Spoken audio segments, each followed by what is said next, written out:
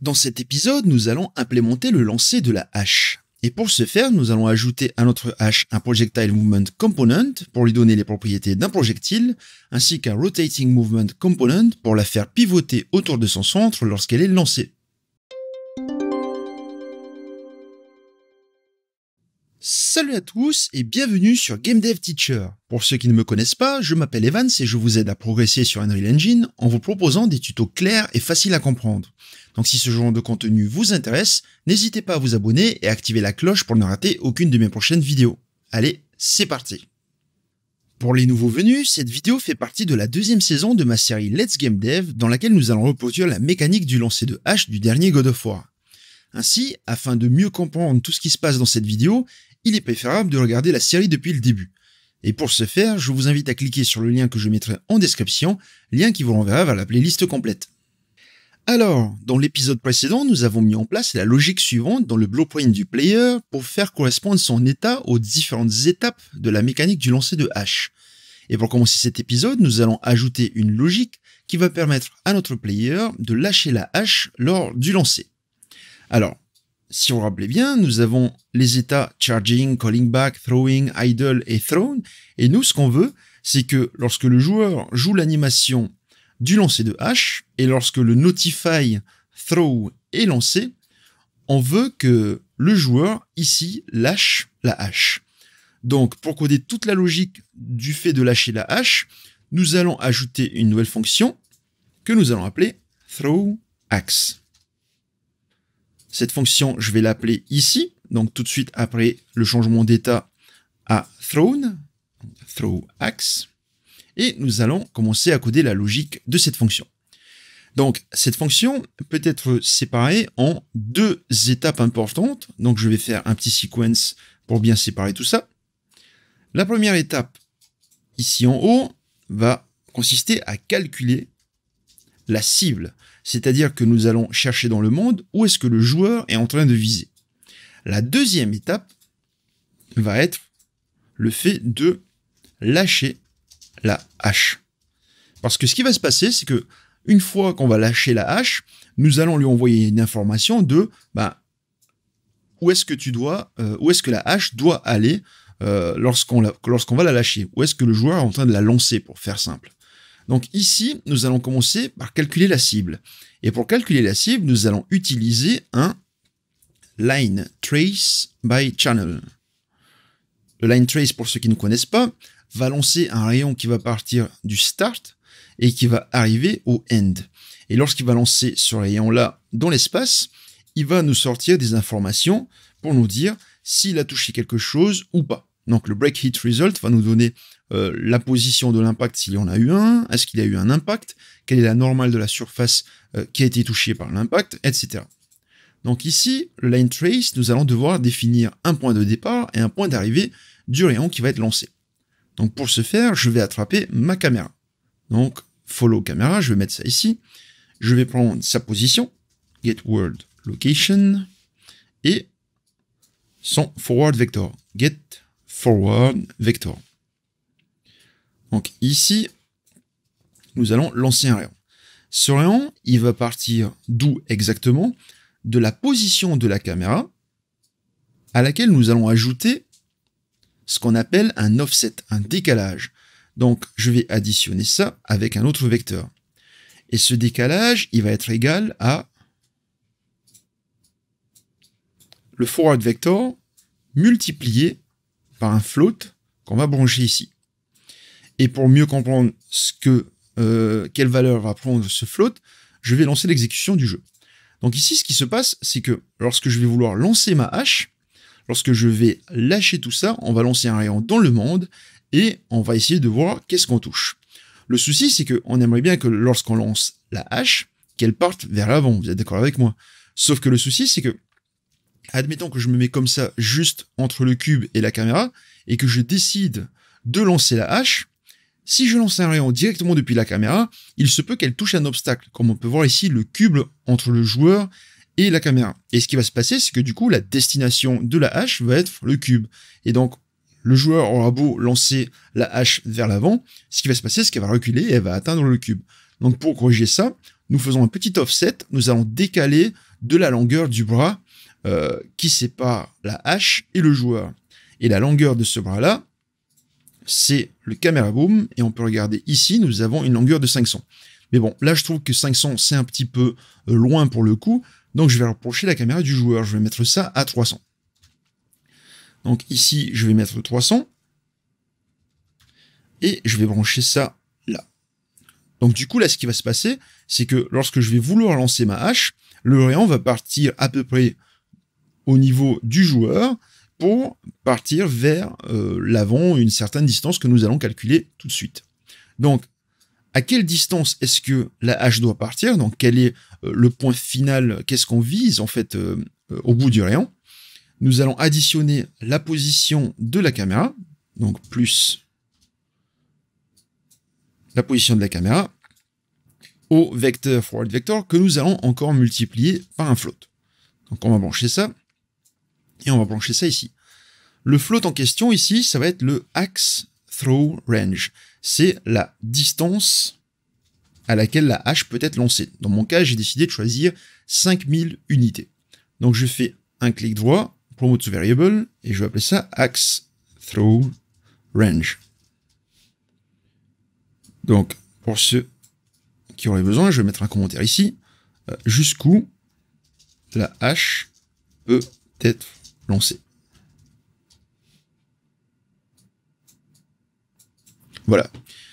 Donc là, maintenant que c'est fait, je vais afficher le rayon pour que vous puissiez mieux comprendre. Donc là, admettons, je suis ici, je lance la hache, boum, et là, il y a un rayon qui a été lancé depuis le joueur jusqu'à 5000 unités loin devant. Donc, maintenant que j'ai cette information-là, qu'est-ce que je vais faire? Je vais récupérer des informations sur s'il y a eu un impact ou pas. Et pour savoir s'il y a eu un impact ou pas, je vais faire appel à un branch et je vais brancher le return value ici. Si c'est true, nous avons touché quelque chose. Si c'est false, nous n'avons pas touché quelque chose. Et pour illustrer ça, ici je vais viser par exemple le cube. Lorsque je vais lâcher mon rayon, vous voyez qu'il y a un petit carré rouge qui apparaît. Et là, ça veut dire que nous avons touché quelque chose. Donc c'est le break hit result va donner les informations de ce petit carré rouge. Donc, où est-ce qu'il se situe, quelle est la normale de la surface qu'il a touchée, etc. Et nous, ce qu'on veut récupérer, c'est le location, c'est la position de ce point d'impact. Et ce location, nous allons faire un promote to local variable, nous allons stocker dans une variable qui va exister que dans la fonction, et je vais appeler cette variable L destination. Donc là, si nous touchons un objet, on veut stocker la position de ce point d'impact. Par contre, si nous ne touchons pas l'objet, nous voulons quand même stocker quelque chose, une direction dans laquelle la hache va aller. Et en fait, ce point-là, le L destination, va être égal en fait finalement au bout du rayon. Donc tout au bout du rayon, il y a encore ce petit carré rouge, on ne le voit pas là parce qu'il est loin, mais nous allons stocker la position du carré rouge au bout du rayon. Et comment est-ce qu'on peut avoir la position de ce carré rouge? Donc ici, je vais copier ça là. La position de ce carré rouge, c'est en fait le bout du rayon ici. Donc là, je vais brancher ça là. Je vais faire un petit peu de rangement. Et donc ici, on a calculé la destination de la hache. Donc, lorsque je vais lancer ma hache, si je fais ça, donc là, on veut que la hache vienne ici, sur ce cube. Si je fais ça, on veut que la hache vienne ici, sur le mur. Donc maintenant que la cible a été calculée, nous allons pouvoir lâcher la hache. Donc ici, comment est-ce que je vais faire pour lâcher la hache? Je vais faire appel au child actor component axe et je vais faire un detach from component. Donc ça va détacher du component parent. Donc ici, le axe est accroché au mesh et nous allons détacher tout ça.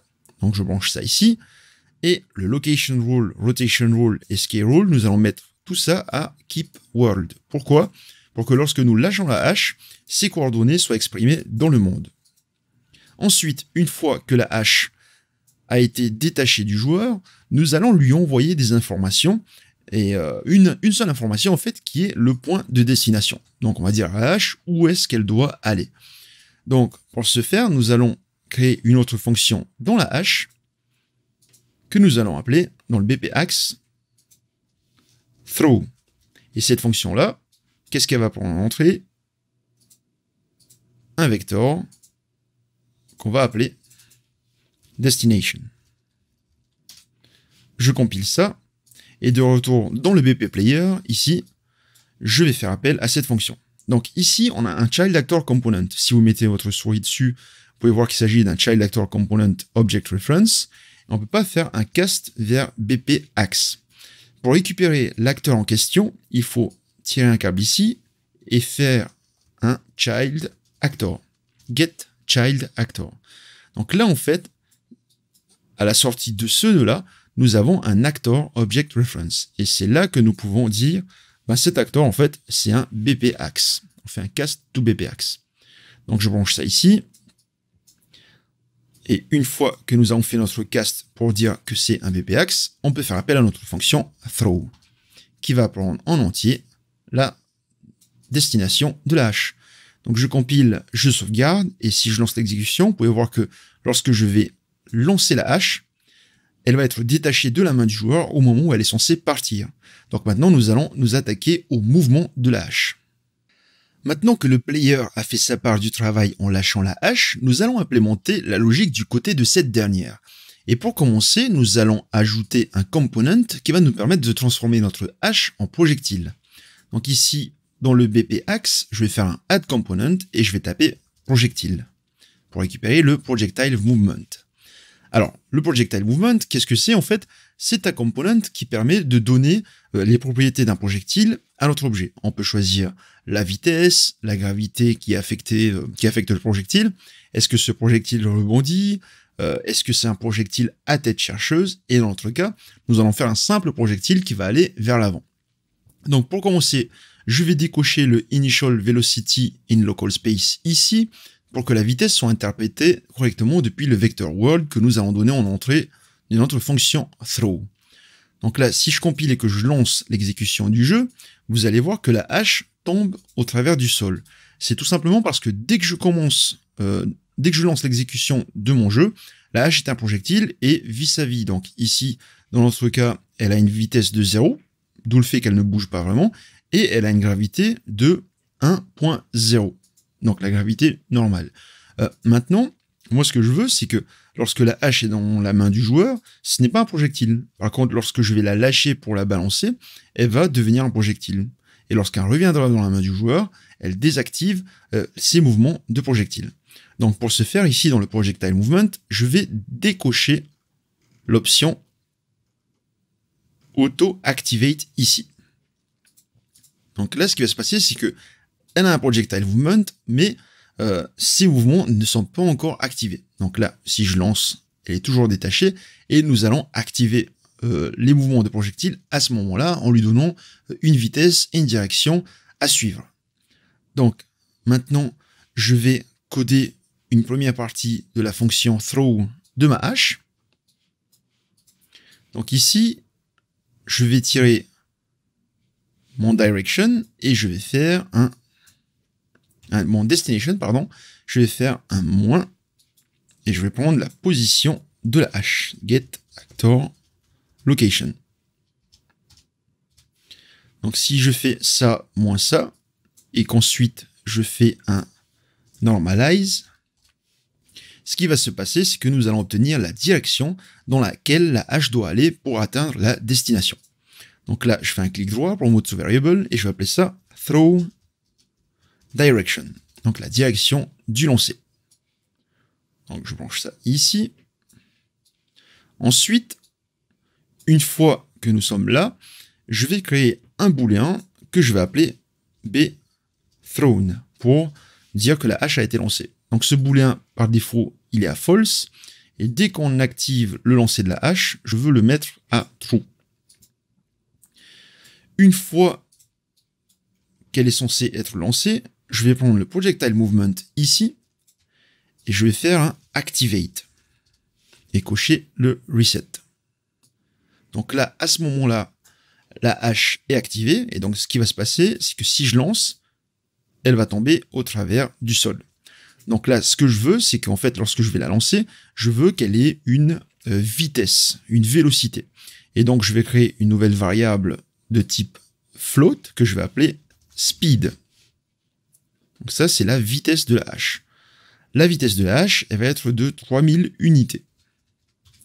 3000 unités à la seconde.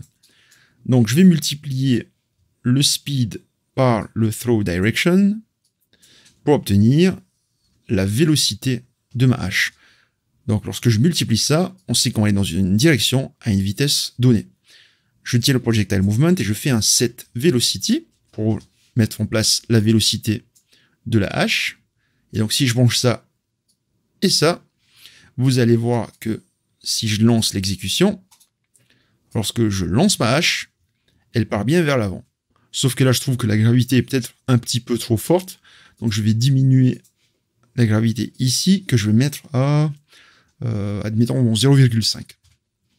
Donc là, si je relance, voilà, c'est un peu plus potable. La hache est toujours affectée par la gravité, mais beaucoup moins que la normale.